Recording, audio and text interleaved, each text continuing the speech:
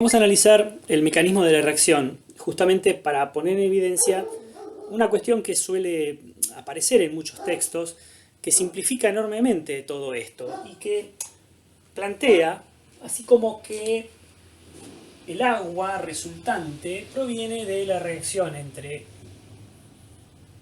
el catión hidrógeno del ácido y el grupo alcohol. Y en realidad vamos a ver que esto es bastante más complejo que eso y de hecho no es cierto. El mecanismo de la reacción es bastante conocido desde hace muchísimos años, más o menos hacia el año 1890, 1895 aproximadamente. Emil Fischer, del cual vamos a hablar luego para referirnos a algunas cuestiones de carbohidratos, propone un mecanismo de reacción a partir de datos experimentales, como siempre, y que son corroborados por otros químicos de la época, como Speyer, que bueno, no tuvieron la notoriedad de Fischer. Recuerden que, como ya hemos dicho, esta transformación ocurre en presencia de ácido sulfúrico, por ejemplo. O sea que en el medio tenemos ácido sulfúrico ionizado, ¿no? La primera ionización incluso corresponde a esto, un ácido fuerte. ¿Qué tenemos entonces? Es un mecanismo bastante extenso, pero no muy complejo. Por un lado, el ácido carboxílico. En el ácido carboxílico, los átomos de oxígeno poseen pares electrónicos libres. Y hay en el medio de reacción cationes de hidrógeno.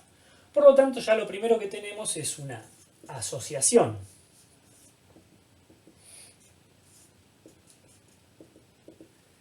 del catión hidrógeno a pares electrónicos libres de los átomos de oxígeno. Allí marqué alguno.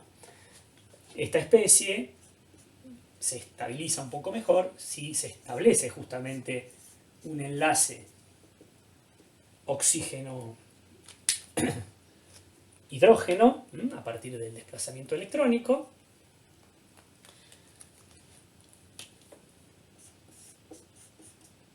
Y por supuesto, la carga positiva localizada sobre ese carbono del ácido carboxílico. En el medio de reacción está el alcohol.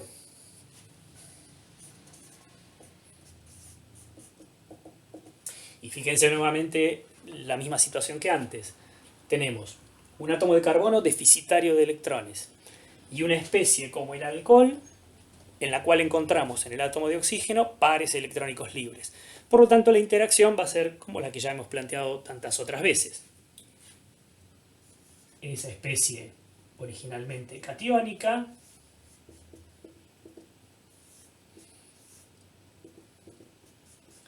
puede asociarse a través del carbono al alcohol. Tenemos una estructura intermedia. ¿Cómo se estabiliza todo esto? Bueno, en principio tienen que establecerse uniones más estables. Obviamente la carga positiva tiende a migrar, por ejemplo, hacia alguno, de los átomos, me pasé de largo con la flecha, hacia alguno de los átomos de oxígeno.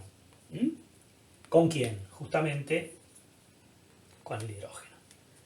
¿Qué tenemos entonces? Fíjense, estructuras que les debieran resultar ya bastante familiares. Por un lado, esta especie, esta, que ahora ha captado el catión hidrógeno del alcohol original, por lo tanto aquí tengo la carga positiva antes depositada en el carbono, y por supuesto el establecimiento de la unión entre el carbono y el oxígeno del alcohol. Evidentemente, fíjense, acá vuelve a aparecer escondida el agua, que es el producto secundario. ¿Cómo seguimos entonces con esto? Bueno, mecanismo demasiado extenso para tan poco pizarrón, pero vamos a ver si queda más o menos claro. En principio hay eliminación de agua. ¿Sí? Hay eliminación de agua. ¿Qué nos queda entonces? queda esto, allí, la carga positiva sigue estando presente, pero se establece ya la unión oxígeno-éter. No olviden, siempre aquí tenemos pares electrónicos libres. Nuevamente una especie catiónica que de vuelta, ¿cómo va a estabilizarse? Por ejemplo, eliminando la carga positiva como catión, con lo cual el enlace oxígeno-hidrógeno establece el enlace doble carbono-oxígeno y llegamos, finalmente, apretados, a la estructura del éster, justamente con la eliminación del ion hidrógeno. Fíjense nuevamente lo que planteaba al principio, el ácido sulfúrico es un medio de reacción. En principio, aprovechamos la formación, la ionización, como ácido fuerte, catión hidrógeno, sulfato ácido, para dar inicio a esto, ¿va? Ese catión hidrógeno promueve el inicio de la transformación, pero al final vuelve a aparecer el catión hidrógeno y como en el medio hay sulfato ácido, seguimos teniendo la misma concentración original del ácido sulfúrico en cuestión. Bueno, es un mecanismo que, lamento, quedó demasiado apretado, lo pueden rever varias veces o mirar directamente del material de los textos que ustedes ya poseen. Pero fíjense que es interesante ver que justamente la reacción no es tan simple como una reacción de formación de agua entre ion hidrógeno y grupo alcohol. Es mucho más que eso. Fíjense, en principio tengo una adición del catión hidrógeno, ¿sí?, a oxígeno del ácido carboxílico. Luego hay una adición del alcohol a esa especie. Luego sigue con una eliminación de agua, ¿sí?, una eliminación de ion hidrógeno para formar definitivamente el éster. Una pregunta que les dejo planteada, luego va a aparecer esto en el Classroom, es: ¿la reacción de esterificación es una reacción de acidez del ácido carboxílico o de acidez del alcohol? No lo voy a desarrollar ahora, pero eso está perfectamente demostrado. O sea, decir, bueno, el agua que se forma,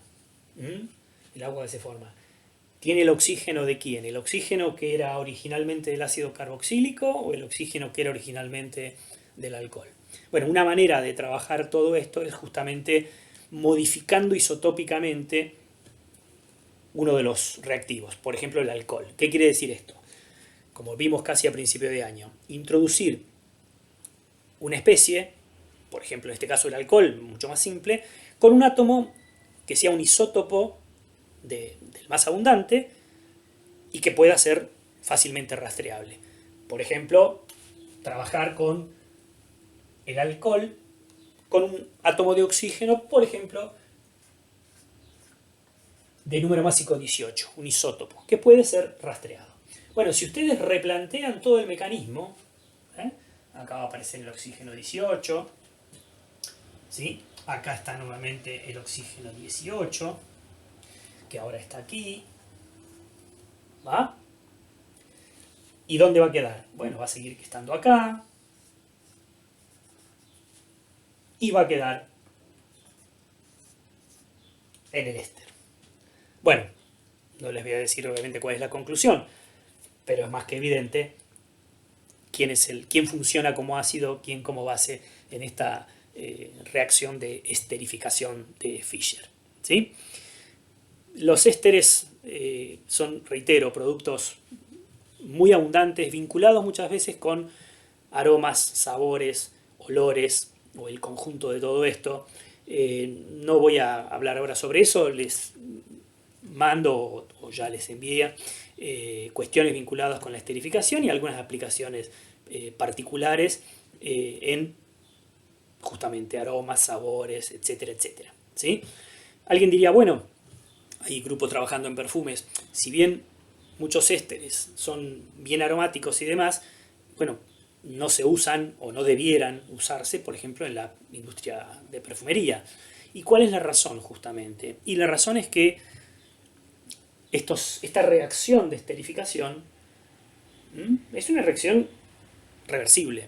Por lo tanto, si tengo un éster formado, ese éster formado evoluciona también hacia la formación de los productos originales. ¿Sí? Entonces, imagínense ustedes que tienen un perfume, ¿sí? Que cualquiera, de un acetato de octilo, por ejemplo, que tiene algún aroma parecido o similar a las rosas y demás. Entonces, ¿qué pasa? Ese acetato de octilo, a la temperatura corporal, con la humedad, etcétera, etcétera, comienza a hidrolizar y obviamente ¿en qué va terminando? Bueno, si era un acetato, termina en ácido acético. ¿Sí? De ahí, bueno, más otras cuestiones que por supuesto no lo hagan recomendable a la industria de la perfumería. ¿Sí? Bueno, quedan cuestiones que luego van a ver ustedes como tarea o lo que fuere en el